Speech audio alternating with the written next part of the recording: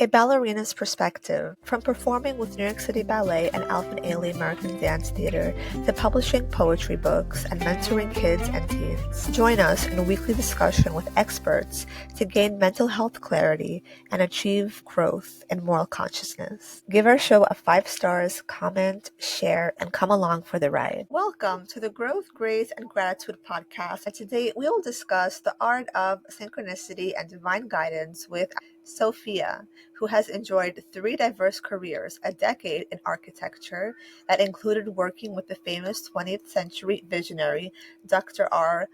Buckminster Fuller, running her own couture fashion business, and working as a mental health therapist in private practice. She also created Living a Fearless Life, a 12-workshop program designed to help society's most at-risk women increase their self-esteem. Sophia has experienced a miracle-filled life chronicled in her memoir, The Divine Language of Coincidence: How Miracles Transformed My Life After I Began Paying Attention.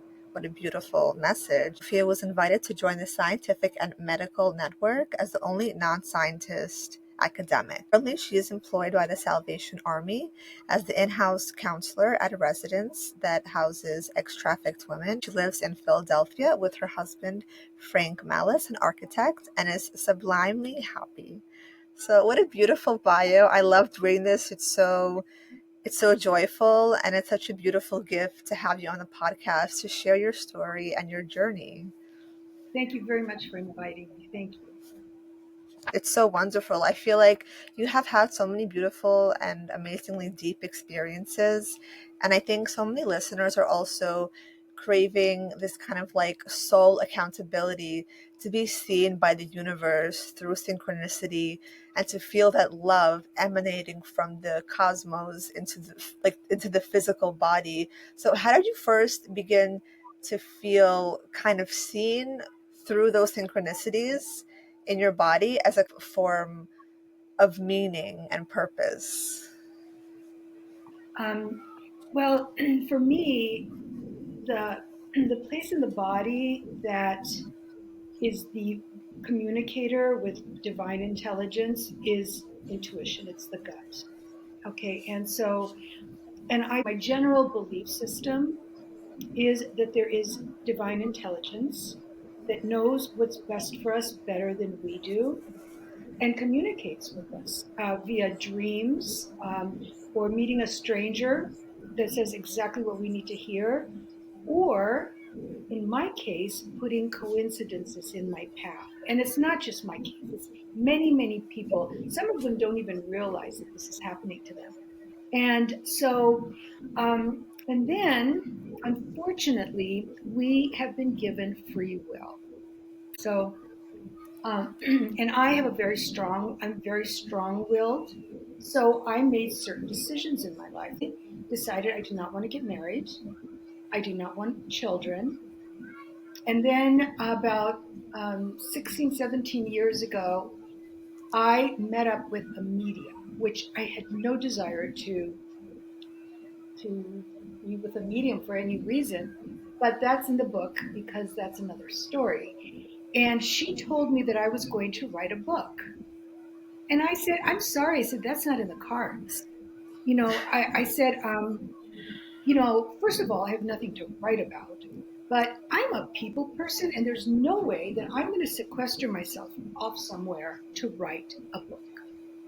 So here's what the universe had other plans. Okay, so I was successfully single until I was 45. Okay, and then I met Frank, and we got married. And then in 2011, one of my mentors, Father Stephen, who I consider to be the closest thing to Jesus, because not only is he a Orthodox priest, but he opened up all the covenant houses here in the East Coast, which are shelters for homeless teens. So, he and I would have coffee every other month for 8 years until he retired and moved to Florida.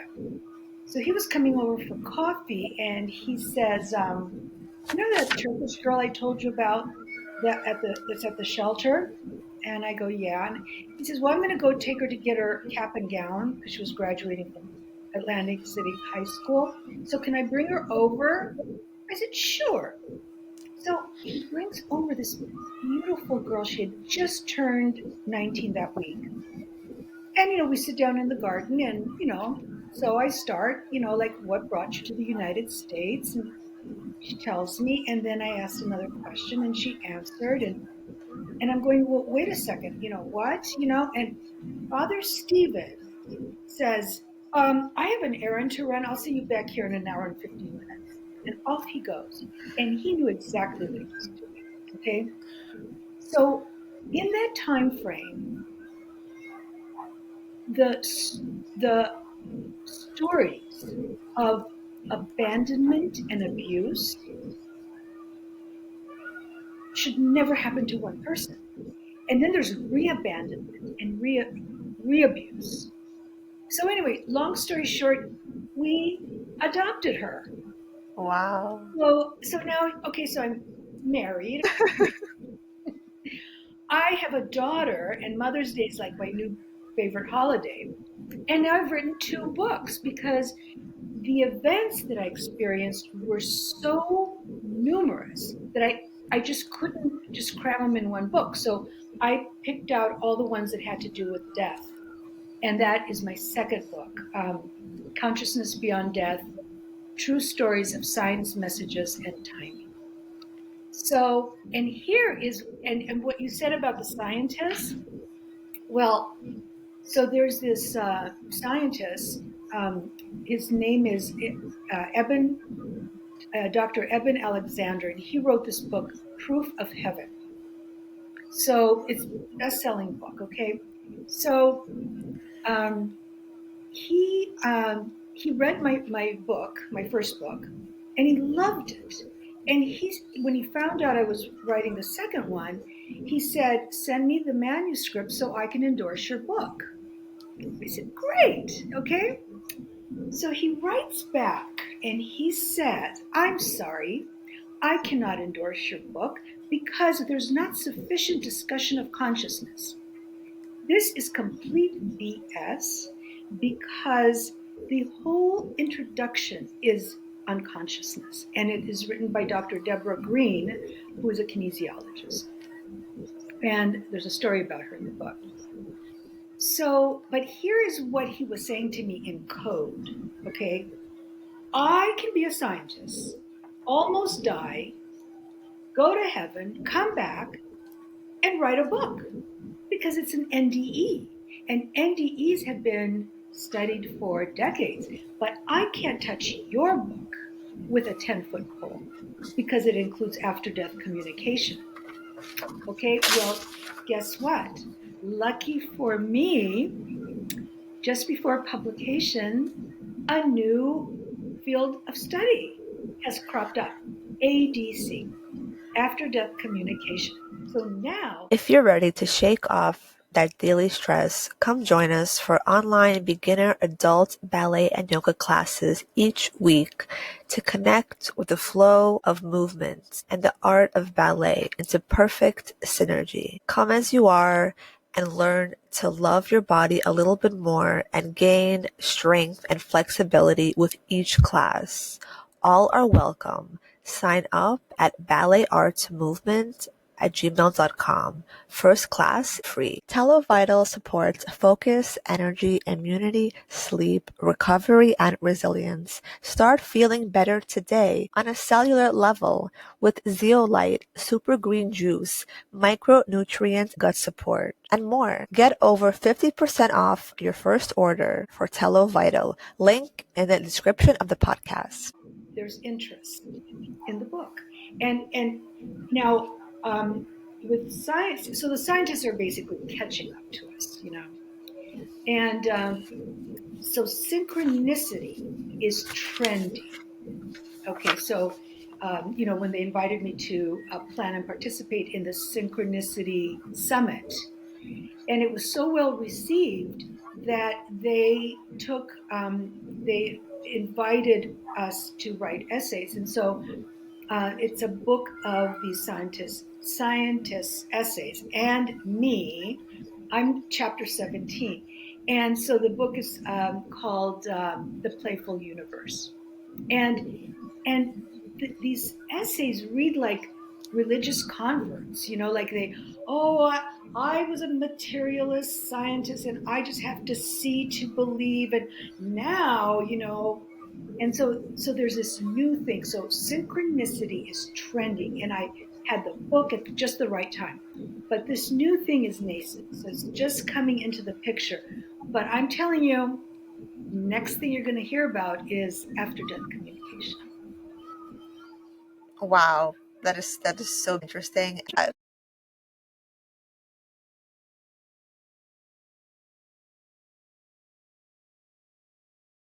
I feel like it opens up this container of the concept of time. So many people are kind of connecting through, normally it's the objective perspective through biology and age, and the subjective shift is like the spiritual, like you mentioned, the afterlife and connecting those dots. And it's like, it also reminds me of like timeline jumping and quantum physics, and so many people are connecting to this synchronistic wave of the cosmos, like you mentioned before, like science and spirituality is so intertwined and so beautifully, and to be able to feel that, it's such a gift. And today's actually National May Ray Day. There's another synchronicity of connecting with the nature and the sunlight as a healing vitamin D, supporting bone health, improving sleep and mental health. And I feel like sometimes we have to remind ourselves to connect with nature and the sunlight, and just to like reconnect with those parts of ourselves that feel seen by the universe.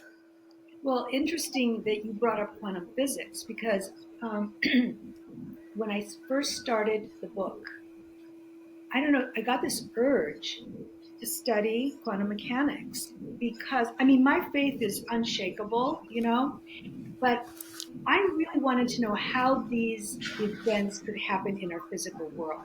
And quantum mechanics helped me. Yes. Mm-hmm. Yes, it's so interesting. It's kind of like connecting different fragments of ourselves, and also this helps us to connect with those unseen elements of ourselves when we have like emotions and dreams. There's so many signs and messages. Can you give any guidance for people who want to connect to that synchronistic part of their life through dreams or like messages from the universe? Podpitch is the first and only software that finds, writes, and sends pitches to podcast hosts from your actual email address. Podpitch will make sure you get podcast bookings, guaranteed. Link in the description of the podcast. ClickFunnels easily build any type of online business and sales funnel in record time, no matter what your product, service, or niche, without any tech design or experience whatsoever. Try the ClickFunnels 14-day free trial. Link in the description of the podcast. Well, so the events that happened to me, okay, so I'm going to differentiate between coincidence and a meaningful coincidence or a synchronicity. Okay, so say, I'm thinking of someone, and they pass by my house, and it's like, oh my God, what a coincidence, but there's no meaning to it. But when there's a meaningful coincidence, it's bigger than you. It screams at you. Okay. And I am susceptible to paying attention because what happened when I was 19 with these miracles, these so called, by miracle, I mean getting exactly what you need at just the right time. Okay. Now, A Course in Miracles, are you familiar with A Course in Miracles? Yes. Okay. So there's a whole chapter in my book because of the wild way I was forced to read the book. I mean, I had resistance to this. I didn't I just didn't go with this idea that it was channeled by this woman, and it was like, and then I went because it was slapping me on the face from different directions. And I go and I look at it and it looks like the Bible, like hundreds of thin little pages with numbered paragraphs. Like, no, I'm not doing this. Anyway, it kept slapping me, and I literally was forced to read the book. Okay. And the way it defines a miracle is a change of perception for the better. Okay, so these coincidences that happened, and what happened is, okay, then how I got to write the book. So in 2011, I was reconnecting with a childhood friend. And whenever I would tell my friends one of my miracles, they would go, "Oh, these things only happen to you," which is not true because I'm not special. Okay. So I tell my friend the latest miracle, and she says, "Oh, these things only happen to you." And I went, something clicked. Like, wait a second, everybody has a miracle story or getting a sign from a dead loved one or, a coincidence. But the number of them, I mean, why did these things happen to me? How did this happen? So what I did is I sat down and I made a list of all the miracles in chronological order, all the miracles that happened to me. And I realized that preceding each miracle, there was a coincidence, but I took action on it. Every single one I could have said, "Oh my God, what a coincidence." But by taking action, I got the miracle. So that is something I would like would be a takeaway for your audience, is to take action and go with the flow, because this divine intelligence, God, whatever you want to call it, is there with you. And I could give you like an example, and I could give you an after death communication examples. Wow. That's so beautiful and so beautifully said. I think it kind of also forces us to kind of take a step back or just go a little bit slower, because otherwise we're going to miss them. It's kind of like in the unseen world, things are happening in the spiritual world that we're not able to see. And we have to give ourselves also permission to not be fearful of those parts of ourselves, because oftentimes we react based on fear of the unknown, and that also hinders us from reconnecting to those spiritual parts of ourselves. And well, there's no reason to be fearful when you're going to get something great. I mean, it's and whenever, like, I every time something like this happens, I call my best friend up in Oregon and tell her, and she goes, "Why are you always amazed? You wrote the book." I'm amazed every single time. Absolutely amazed. That's amazing. It's almost like we are the vessel and we're channeling different things, part of this whole journey of humanness and expanding consciousness. Well, yes, because that's how the universe communicates with us, is through our intuition, through putting these things in front of you, like hint, hint, hint, hint. Like the Holy Spirit is ready to come and help us, but we have to ask it. We have to show will. And so what has happened is, uh, what happened at 19. It involved a dream and a man that I had just met. And the interpretation of the dream transformed me into another person. I had these two issues which were completely solved. I thought they were unsolvable. And that was not lost on me. I mean, how could this happen in such a short period of time? I am deeply troubled by these two existential issues. And just like that, I'm a different person. So, when these things happen again and again, and you listen to your intuition, and then when you take the action and you get what you want, you trust your intuition more. And then you trust your intuition more, and then more things happen. Unlock your best life with Soul app. Book a holistic wellness experience with a trained guide and start changing your life today with compassion practices, inner healing, food and diet, and so much more. Tap into a healthier and happier life with the #1 purposeful living app in the US, the Soul app, link in the description of the podcast. Sanger Daniel's online seminar promoting a positive message of self-healing with bioenergy work together with live seminars and remote coaching. Use code BIO20 for a 20% discount for our audience. Link in the description of the podcast. So to me, it's perfectly natural to me.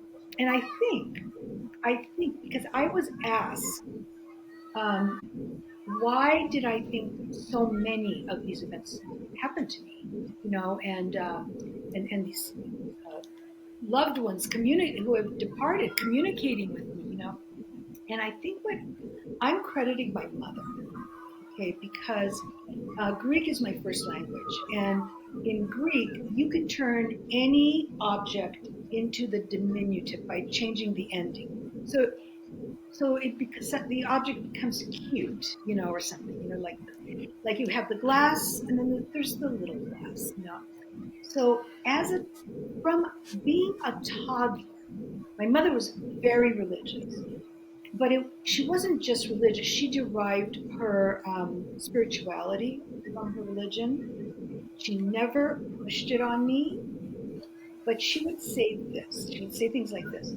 She goes, Sophia, if there's anything you want, um, just ask little baby Jesus. Little baby Jesus loves children, and you just ask him for whatever you want. And sometimes you get scared in the middle of the night of the dark. Well, just ask the little Virgin Mary for protection. And so I realized that from that young, um, communicating with unseen beings was perfectly natural. And so I ask for what I want all the time. And I say, because we communicate with divine intelligence through prayer, asking, and then gratitude, saying thank you. I say thank you all day long. That's so beautiful. And I think it's a great message for people. And just like spirituality is a trend and synchronicity is a trend, the other polarity is atheism, also a trend. And the feeling of not feeling connected to themselves guides people to kind of reject that spirituality, that Uh, faith-based alignment. okay, this is interesting, and I'm telling you because you just brought this up. So, so what? Before the book got, published, I got 100 advanced readers copies. Okay, and so this is so that I distribute these books. People have read them, and in the first week of publication, everybody can write a review. So when I did the book proposal, there's a marketing part. So it said, well, who is your target market and who is not your target market? So I put atheists and the evangelicals. Okay, well, I don't know any evangelicals, but I know a slew of atheists, okay? So I gave 10% of the books, 10 books, to 10 atheists. Okay, I was shocked. I was shocked because I had them fill out a little questionnaire. All 10 atheists loved the book. Wow. All 10 atheists said they would give it to another atheist. However, okay, these events are a result of my all powerful mind. It's my mind that manifested these events and that I cleverly grasped the opportunity. And these are my achievements, and God and divine intelligence have no reason to be credited. So this is how, I think that's more bizarre than having divine intelligence. It's my mind that creates exterior things. No, it's not. It's amazing. Yes, it's like that. The questioning journey. It's also helping us to find more clarity. It's